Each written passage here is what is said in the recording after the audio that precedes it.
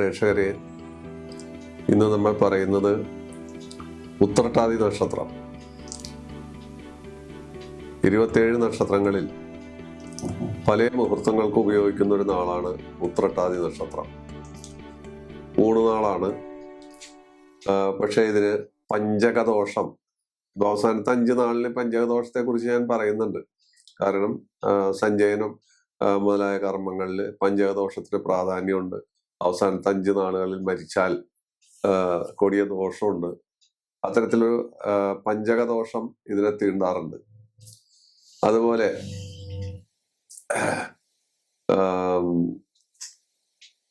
മധ്യമരജു നാളാണ് ഉത്രട്ടാതി നക്ഷത്രം. മധ്യമരജു നാളെന്ന് വെച്ചാൽ വിവാഹത്തിൽ ഭരണി, മൂലം, പൂരാടം, മകീരം, ചിത്തിര, അവിട്ടം, പൂയം, അനിഴം, ഉത്രട്ടാതി ഈ നാളുകള് തമ്മിൽ വിവാഹത്തിന് യോജിപ്പിക്കാറില്ല. അത് വർജ്യമാണ്. അപ്പൊ പഞ്ചകദോഷമുണ്ട്. അതുപോലെ മധ്യമരജു നാളാണ്. എന്നിരുന്നാലും സകല മുഹൂർത്തങ്ങൾക്കും ഉപയോഗിക്കുന്ന ഒരു നാളാണ് ഉത്രട്ടാതി. സകല മുഹൂർത്തങ്ങൾക്കും പ്രതിഷ്ഠാകർമ്മം, വിവാഹം, ഗ്രഹപ്രവേശം, കട്ടിലവെപ്പ് എന്തെല്ലാം മുഹൂർത്തങ്ങളുണ്ടോ ആ മുഹൂർത്തങ്ങൾക്കെല്ലാം ഇതൊരു ശുഭനാളാണ്. ഉത്രട്ടാതി വള്ളംകളി ഇതെല്ലാം അറിയപ്പെടുന്ന ഒരു കാര്യമാണ്. അപ്പൊ ഈ നക്ഷത്രത്തെ കുറിച്ച് പറയുമ്പോൾ അനേക കാര്യങ്ങൾ പറയാനുണ്ട്. ഉത്രട്ടാതി നക്ഷത്രം ജനിക്കുന്നവർ 1-ാം പാദത്തിൽ ജനിച്ചാൽ വളരെ തേജസ്വികളും അറിവുള്ളവരും സത്യം, ദയ, മര്യാദ, ആകർഷകത്വം മുതലായ കാര്യങ്ങൾ ഉള്ളവരായിരിക്കും 1-ാം പാദത്തിൽ. ഓരോ നക്ഷത്രത്തിനും 4 പാദങ്ങളുണ്ട്. അതില് ഈ നക്ഷത്രത്തിന്റെ 1-ാം പാദം. 2-ാം പാദത്തിൽ ജനിച്ചാൽ മെലിഞ്ഞ ശരീരം, സഞ്ചാരശീലം, സകല കാര്യങ്ങളിലും അറിവ്, കുശാഗ്ര ബുദ്ധി, കലാപരമായും ശാസ്ത്രീയമായും മറ്റെല്ലാ തരത്തിലുള്ള അറിവുകൾ ഇവർക്ക് ഉണ്ടാകും. 3-ാം പാദം ജനിച്ചാൽ അല്പം ക്രൂരത, ബുദ്ധിഹീനത, സഞ്ചാരശീലം, വാക്കിന് വ്യവസ്ഥകേട് വരുത്തുക മുതലായ കാര്യങ്ങൾ ഉണ്ട്. 4-ാം പാദത്തിൽ ജനിച്ചാല് കൃഷി, ഉദ്യോഗം, ദാനശീലം മുതലായ കാര്യങ്ങൾ കാണിക്കാറുണ്ട്. ഈ നക്ഷത്രക്കാരെ സംബന്ധിച്ചിടത്തോളം ഇവര് കുശാഗ്ര ബുദ്ധികളാണ്. ഏത് രംഗത്ത് എവിടെ കൊണ്ടിട്ടാലും ആ വിത്ത് മുളച്ച് അവര് വളർന്നു വലുതായി അവര് ചെന്നുപെടുന്ന രംഗത്ത് ആരും കാണാത്ത കാര്യങ്ങൾ കണ്ടെത്തി വളരെ നിഗൂഢമായി കാര്യങ്ങൾ ചെയ്യാൻ കഴിവും കെൽപ്പുമുള്ള നക്ഷത്രക്കാരാണ് നമ്മുടെ ഈ ഉത്രട്ടാതി നക്ഷത്രക്കാര്. ഇവരിൽ പല പ്രഗത്ഭമതികളും ഈ നക്ഷത്രത്തിൽ ജനിച്ചിട്ടുണ്ട്. വിശ്വപ്രസിദ്ധനായ MT വാസുദേവൻ നായർ, അതുപോലെ 14 ഭാഷകൾ ഒരേ സമയം കൈകാര്യം ചെയ്തിരുന്ന ഇന്ത്യയുടെ മുൻ പ്രധാനമന്ത്രി ശ്രീ നരസിംഹറാവു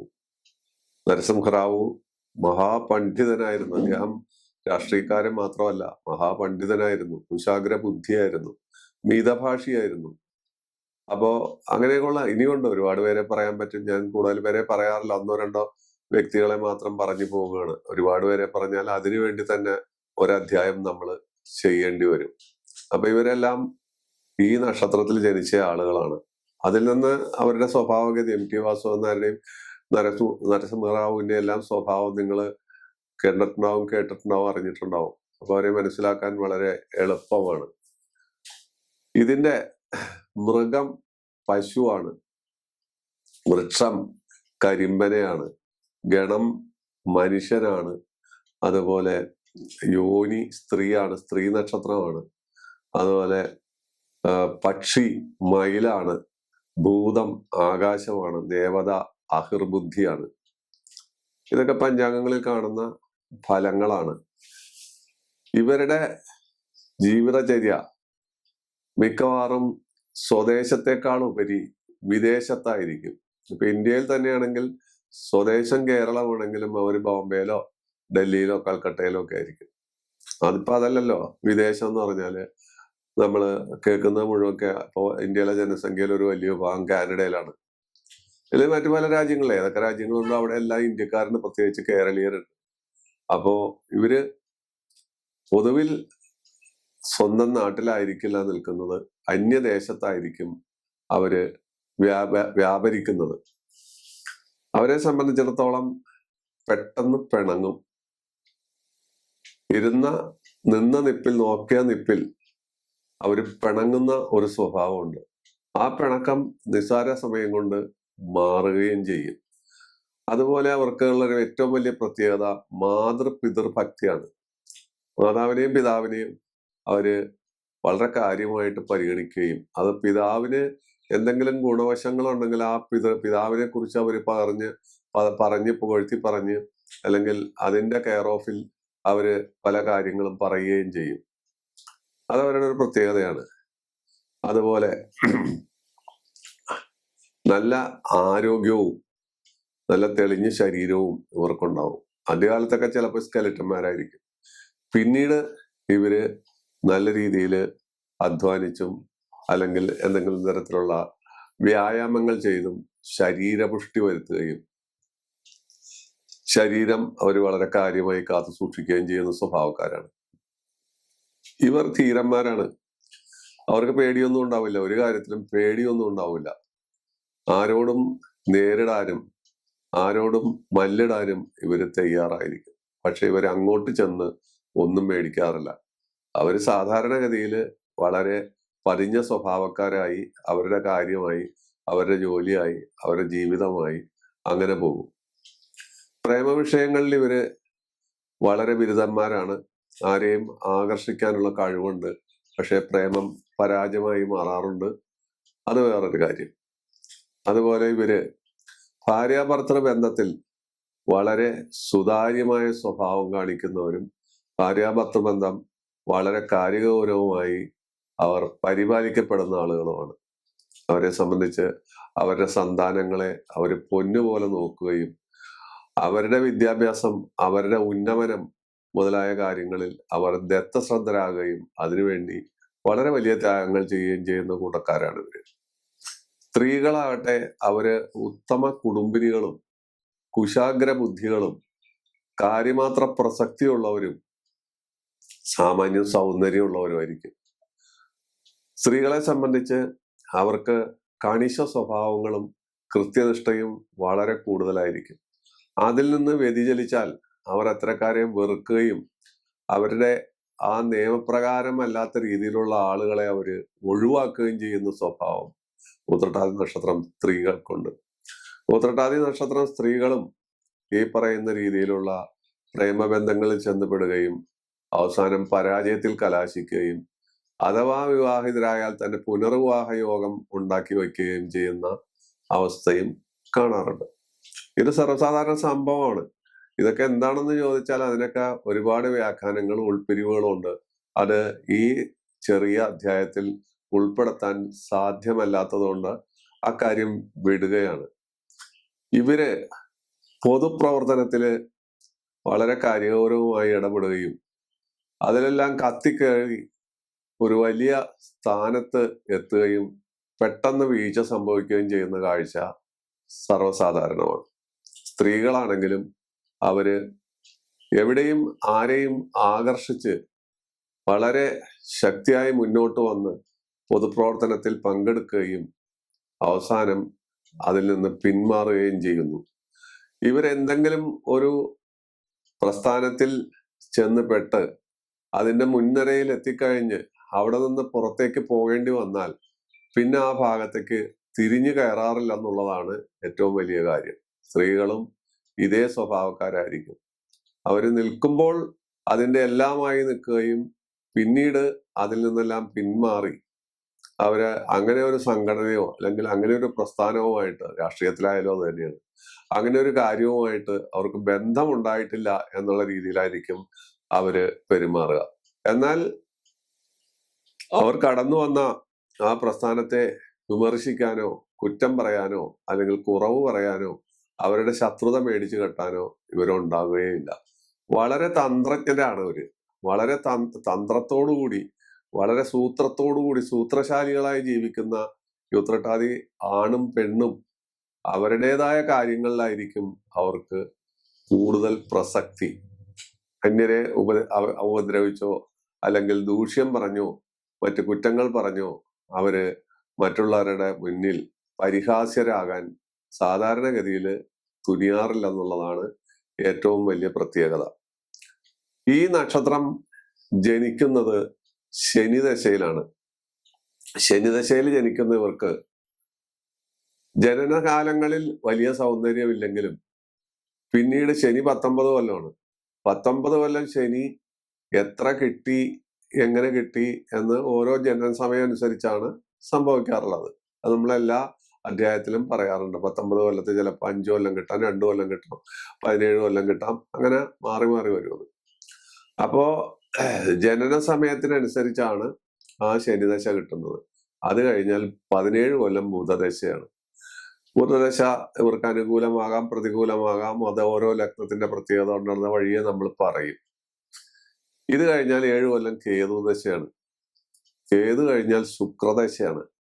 ശുക്രദശ കഴിഞ്ഞാൽ ആദിത്യനാണ്. ആദിത്യൻ കഴിഞ്ഞാൽ ചന്ദ്രൻ, പിന്നെ ചൊവ്വ, പിന്നെ രാഹു, അങ്ങനെ ദശകൾ പോയിക്കൊണ്ടിരിക്കും. അത് സാധാരണഗതിയിൽ 7, 8, 9 ദശയൊക്കെ 8 ദശയൊക്കെ വരെയാണ് ഇവര് ജീവിച്ചിരിക്കുക. ഇവര് മിക്കവാറും ദീർഘായുർ യോഗങ്ങളുള്ളവരായിട്ടാണ് കാണുന്നത്. മനുഷ്യഗണത്തിൽപ്പെട്ട ഇവര് ദീർഘായുസ്സുള്ളവരായിട്ടാണ് കാണുന്നത്. ദീർഘായുസ്സുള്ള ആളുകളാണ് ഇവര്. അവർക്ക് ഓരോ ഘട്ടങ്ങളിലും വരുന്ന പ്രതിസന്ധികൾ അവര് തന്ത്രപൂർവം കൈകാര്യം ചെയ്ത് മുന്നോട്ട് പോകലാണ് അവരുടെ ഒരു പ്രത്യേക സ്വഭാവം. ഇവരെ സംബന്ധിച്ചിടത്തോളം അശ്വതി, കാർത്തിക, മകീരം, ചിത്തിര, മകം, പൂരാടം, ചോതി മുതലായ നാളുകളുമായിട്ട് കാര്യഗൗരവമായ ബന്ധങ്ങളും ഉണ്ടാകില്ല. അത്തരം ബന്ധങ്ങളിൽ അവര് വിജയിക്കാറുമില്ല. അപ്പോ അവരതിൽ നിന്ന്, ഇത്തരക്കാരിൽ നിന്ന് മിക്കവാറും അകന്നായിരിക്കും കഴിയുക. പിന്നെ അവരുടെ മറ്റു കാര്യങ്ങൾ കൊണ്ട് ചിലപ്പോൾ ഇവരൊക്കെ ആയിട്ട് ബന്ധപ്പെടുകയും എന്നാൽ വലിയ കുഴപ്പങ്ങൾ കൂടാതെ മുന്നോട്ട് പോവുകയും ചെയ്യും എന്നുള്ളതാണ് ഇവരുടെ സ്വഭാവഗതി. കാരണം ഇവര് പൊതുവിൽ സൗമ്യരും സൂത്രശാലികളുമാണ്. അതാണ് ഈ നാളിന്റെ പ്രത്യേകത. വളരെ ബുദ്ധിവൈഭവവും കാര്യങ്ങളുമാണ്. ഭാര്യ ഭർത്തൃ ബന്ധത്തിൽ ഭർത്താവ് ഭാര്യയെ വളരെ അരുമയായി കണക്കാക്കുകയും അവരോടൊപ്പം തന്നെ അവരുടെ ഈക്വൽ സ്റ്റാറ്റസ് നിലനിർത്തുകയും ചെയ്യുന്നുള്ളതാണ് വേറൊരു പ്രത്യേകത. ഭർത്താവിനെ ഉത്രട്ടാതി നക്ഷത്രം ഭാര്യമാർ ഇതുപോലെ തന്നെ വളരെ ഈശ്വര തുല്യരായി കാണുകയും അവരുടെ ജീവിത പങ്കാളിയെ അവരേത് സമയത്തും വളരെ മനോഹരമായി സംരക്ഷിക്കുകയും അവതരിപ്പിക്കുകയും കൊണ്ടു നടക്കുകയും ചെയ്യുക എന്നുള്ളതും ഇവരുടെ പ്രത്യേകതയാണ്. ഇവരുടെ സന്താനങ്ങളോടാണെങ്കിൽ ഇവർക്ക് അങ്ങേയറ്റത്തെ ഉത്തരവാദിത്തങ്ങളും അവരെ കർശനമായ ശൈലിയിൽ മുന്നോട്ട് കൊണ്ടുവരാനും വിദ്യാകാര്യങ്ങളിൽ പരിപോഷിപ്പിക്കാനും അതുപോലെ അവരുടെ ഉദ്യോഗ കാര്യങ്ങളിലെല്ലാം എല്ലാ അർത്ഥത്തിലും വേണ്ടത്ര നിർദ്ദേശം കൊടുക്കാനും ഉത്രട്ടാതി നക്ഷത്രക്കാര് വളരെ ദത്തശ്രദ്ധരാണ്. അത് ആണായാലും പെണ്ണായാലും അവര് വളരെ കാര്യഗൗരവമായിട്ട് അത് കൈക്കൊള്ളുകയും കൊണ്ടുപോവുകയും ചെയ്യുന്നു എന്നുള്ളതാണ് ഇവരുടെ പ്രത്യേകത. ഇവരുടെ കുടുംബജീവിതം പൊതുവെ തൃപ്തികരമായിരിക്കും. കാരണം മനുഷ്യഗണത്തിൽപ്പെട്ട നക്ഷത്രമായതുകൊണ്ട് മനുഷ്യൻ ദേവനോടും അസുരനോടും യോജിക്കുന്നു എന്നുള്ള ഗുണം ഇവർക്ക് കിട്ടുന്നു. അപ്പൊ ദേവനും അസുരനും ആണെങ്കിൽ ബുദ്ധിമുട്ട് വരും. ഇത് മനുഷ്യഗണത്തിൽപ്പെട്ട നക്ഷത്രം എല്ലാവരോടും യോജിക്കും. അപ്പൊ ഇവർക്ക് ആരോടും ഏത് പരിതസ്ഥിതിയിലും ഏത് കാലാവസ്ഥയിലും ഇണങ്ങിപ്പോകാനും മുന്നോട്ട് പോകാനും സാധിക്കുന്നു എന്നുള്ള ഒരു ഗുണവും ഈ നക്ഷത്രക്കാർക്കുണ്ട്. ഇവരുടെ ഭാഗ്യം മിക്കവാറും സ്വദേശത്തായിരിക്കില്ല, വിദേശത്തായിരിക്കുമെന്ന് നേരത്തെ ഞാൻ സൂചിപ്പിച്ചു. ധനസമ്പാദന കാര്യത്തില് വളരെ മിടുക്കന്മാരാണ്. പക്ഷെ ധനം ചെലവഴിക്കുന്നതിൽ ഇവർക്ക് യാതൊരു നിയന്ത്രണവും ഉണ്ടാവില്ല. അവര് ധനം ധാരാളം സമ്പാദിച്ചാൽ പോലും ആ ധനം അവര് വേണ്ട രീതിയിലായാലും വേണ്ടാത്ത രീതിയിലായാലും ലാവിഷായിട്ട് ചെലവാക്കുന്നു എന്നുള്ളതാണ്. അതിന് യാതൊരു സങ്കടവും സങ്കോചവും ഈ വാക്കാർക്കില്ല എന്നുള്ളൊരു കാര്യവും ഈ നക്ഷത്രക്കാർക്കുണ്ട്. അപ്പൊ ഇതെല്ലാം ഉത്രട്ടാതി നക്ഷത്രത്തിന്റെ ഓരോ ഗുണവശങ്ങളും ദോഷവശങ്ങളുമാണ്. എന്നിരുന്നാലും ഈ നക്ഷത്രത്തിന് അതിൻ്റെതായ മാന്യതയും മര്യാദയും അതുപോലെ എല്ലാ കാര്യങ്ങൾക്കും ഉപയോഗിക്കാവുന്ന ഒരു മുഹൂർത്ത നക്ഷത്രമായി ഇതിനെ കണക്കാക്കുന്ന സ്വഭാവത്തിലും ഇത് വളരെ ആകർഷകമായ ഒരു നക്ഷത്രമാണ്. ഇനി നമ്മൾ ഇത്രയും പറഞ്ഞു. സാധാരണഗതിയിൽ ഓരോ ലഗ്നത്തിലും ഉത്രട്ടാതി നക്ഷത്രക്കാർ ജനിച്ചാൽ അവർക്കുണ്ടാകുന്ന ഗുണവും ദോഷവും നമ്മൾ പരാമർശിക്കാറുണ്ട്. ഈ നക്ഷത്രത്തിനും അത് നമ്മൾ ഉപയോഗിക്കുന്നു. ഇത് 26ാമത്തെ നക്ഷത്രമാണ്. ഇനി ഒരു നക്ഷത്രം കൂടിയേ ഉള്ളൂ നമുക്ക് പരാമർശിക്കാൻ. അപ്പൊ ഉത്രട്ടാതി മേടലഗ്നം ജനിച്ചാൽ അവർക്ക് ശുക്രൻ, ബുധൻ, ശനി മുതലായവര് പാപന്മാരാണ്. എന്തുകൊണ്ട് എന്ന് ചോദിച്ചാൽ അത് അഷ്ടമാധിപത്യം, 3ാം ഭാവാധിപത്യം, 7ാം ഭാവാധിപത്യം, 11ാം ഭാവാധിപത്യം, അങ്ങനെയൊക്കെയുള്ള പല കാര്യങ്ങൾ കൊണ്ട് പാപത്വം വരും. പിന്നെ ഇവര് ആരാധിക്കേണ്ട ദൈവം 5ഉം 7ഉം ഭാവം കൊണ്ട് ശിവനും മഹാവിഷ്ണുവും ആയിരിക്കും. മേടലഗ്നത്തിന്റെ കാര്യമാണ് പറയുന്നത്. ഇടവലഗ്നം ഉത്രട്ടാതി ജനിച്ചാൽ അവര് വ്യാഴവും ചന്ദ്രനും പാപത്വം ഉണ്ടാവും. അപ്പോ അവര് ആരാധിക്കേണ്ടതായ ദൈവം ശ്രീരാമനും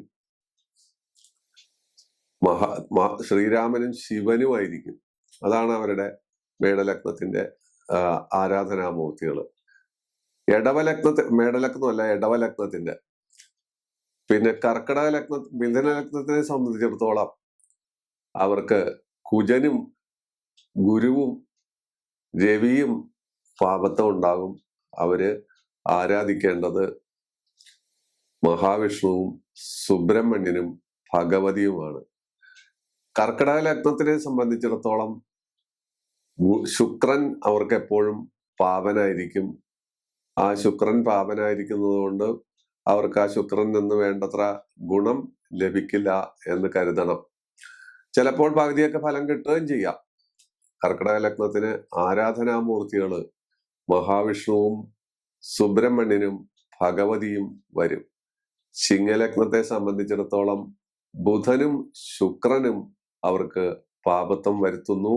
അപ്പോൾ മഹാവിഷ്ണുവും സുബ്രഹ്മണ്യനും ഭഗവതിയും അവരുടെ ആരാധനാമൂർത്തികളായി മാറുന്നു. അത് 5ഉം 9ഉം ഭാവം കൊണ്ട് പറയുന്നു എന്നുള്ള അല്പസ്വല്പം വ്യത്യാസങ്ങളെല്ലാം ഇതിൽ വരാം. കന്യലഗ്നത്തിനെ സംബന്ധിച്ചിടത്തോളം ചന്ദ്രൻ, കുജൻ, ഗുരു ഇവരെല്ലാം ആ ലഗ്നത്തിന് പാപനാണ്. ശിവൻ, ഗണപതി, ഭഗവതി ഇത് അവരുടെ ആരാധനാമൂർത്തികളാണ്. തുലാം ലഗ്നത്തെ സംബന്ധിച്ചിടത്തോളം ഗുരു, രവി, കുജൻ ഇവരെല്ലാം പാപന്മാരാണ്.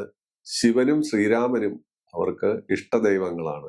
വൃശ്ചിക ലഗ്നത്തിനെ സംബന്ധിച്ചിടത്തോളം ബുധനും കുജനും ശുക്രനും പാപത്വം വരിക്കുന്നു. മഹാവിഷ്ണുവും ഭഗവതിയും അവർക്ക് പാപന്മാരായി തീരുന്നു. ധനുലഗ്നത്തിനെ സംബന്ധിച്ചിടത്തോളം ശുക്രനും ശനിയും അവർക്ക് പാപനായി തീരുന്നു. സുബ്രഹ്മണ്യനും ശിവനും അവരുടെ ഇഷ്ടദൈവങ്ങളായി മാറുന്നു. മകരലഗ്നത്തിനെ സംബന്ധിച്ചിടത്തോളം ഗുരുവും കുജനും ചന്ദ്രനും അവർക്ക് പാപത്വം വരിക്കുന്നു. ശനിയും അതുപോലെ ഭഗവതിയും ശിവനും ഭഗവതിയും അതുപോലെ ശ്രീരാമനും അവരുടെ ഇഷ്ടദൈവമായി മാറുന്നു. കുംഭലഗ്നത്തിന് വ്യാഴവും ചന്ദ്രനും പാപനായി വരുന്നു. ശ്രീരാമനും ഹനുമാനും ഗണപതിയും ഭഗവതിയും അവർക്ക് ഇഷ്ടദൈവമായി മാറുന്നു. മീനലഗ്നത്തിന് ശനിയും ശുക്രനും രവിയും ബുധനും പാപത്വം വരിക്കുന്നു. ഭഗവതിയും സുബ്രഹ്മണ്യനും അവർക്ക് ഇഷ്ടദൈവമായി വരുന്നു. ഇതാണ് ഉത്രട്ടാതി നക്ഷത്രത്തെ കുറിച്ചുള്ള ഒരു ഏകദേശ ധാരണ, ഏകദേശ വിവരം. അവരെ ആരാധിക്കേണ്ട ദൈവം ഓരോ ലഗ്നവും, എല്ലാ ഉത്രട്ടാതിക്കാരും അല്ല, ഓരോ ലഗ്നവും നിങ്ങളുടെ ലഗ്നം ഏതാണെന്ന് കണ്ടിട്ടാണ് ആരാധനാമൂർത്തിയെ നിശ്ചയിക്കുന്നത്. നിങ്ങളുടെ ലഗ്നം ഏതാണെന്ന് മനസ്സിലാക്കിയിട്ടാണ് ആരെല്ലാം പാപന്മാരാണെന്ന് നിങ്ങൾ ധരിക്കേണ്ടത്. പാപന്മാർ എന്ന് പറഞ്ഞു എന്ന് കരുതി പാപത്വം വലിച്ചു വെക്കുകയോ പരിപൂർണമായി ദോഷം വരികയോ ചെയ്യുമെന്ന് ആരും അർത്ഥമാക്കരുത്. ഓരോ ഗ്രഹങ്ങളും നിൽക്കുന്ന സ്ഥിതി അനുസരിച്ചും ആ ഗ്രഹങ്ങളുടെ ബലാബലം അനുസരിച്ചും പാപത്വത്തിന് എപ്പോഴും കുറവ് വരാം, അതുപോലെ കൂടുതലും വരാം. അത് പ്രത്യേകം ശ്രദ്ധിച്ചു വേണം ഓരോ അധ്യായവും മനസ്സിലാക്കാനായിട്ട്. അപ്പൊ ഉത്രട്ടാതി നക്ഷത്രത്തെ കുറിച്ചുള്ള ഈ അധ്യായം ഇവിടെ അവസാനിക്കുകയാണ്. വീണ്ടും അവസാനത്തെ നക്ഷത്രമായ രേവതിയിലേക്ക് നമുക്ക് അടുത്ത അധ്യായത്തിൽ പോകാം. എല്ലാ ബുധനാഴ്ചയും ശനിയാഴ്ചയും നമുക്കിതുപോലെ കണ്ടുമുട്ടാം. ഇന്ന് തൽക്കാലം ഇവിടെ വിട പറയുന്നു. നന്ദി, നമസ്കാരം.